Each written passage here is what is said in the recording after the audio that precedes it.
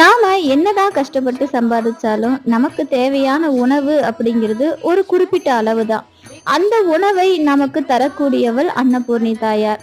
அன்னபூரணியை வழிபாடு செய்யறது அப்படிங்கிறது நம்ம உணவுக்கு பஞ்சம் இல்லாம வாழணும் அப்படிங்கிறத தாண்டி நம்மளால முடிஞ்ச வரைக்கும் மற்றவங்களுக்கும் உணவு கொடுக்கிற தன்மையை, உணவு கொடுக்கிற ஒரு நிலையை நமக்கு அந்த தாயார் நமக்கு கொடுக்கணும் அப்படிங்கிற வேண்டுதலையும் அம்பாள் கிட்ட வைங்க. ஏன்னா ஜெகன் மாதாவான அன்னபூரணி அனைவருக்கும், இந்த உலகத்துல இருக்கிற எல்லா உயிர்களும் பசியாறணும் அப்படிங்கிறதுக்காகவே அழகான அவதாரம் எடுத்தவள்.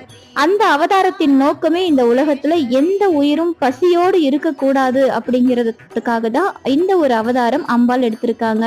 அன்னபூர்ணி தாயாருடைய இந்த அவதாரத்தை நாம டெய்லி வணங்குறதால வீட்டுல பசி பட்னி பஞ்சம் அப்படிங்கிற எந்த ஒரு தொல்லையும் இருக்காது. மிகவும் முக்கியமா அடுத்தவங்களுக்கு அன்னதானம் கொடுக்கறது சிறப்பு.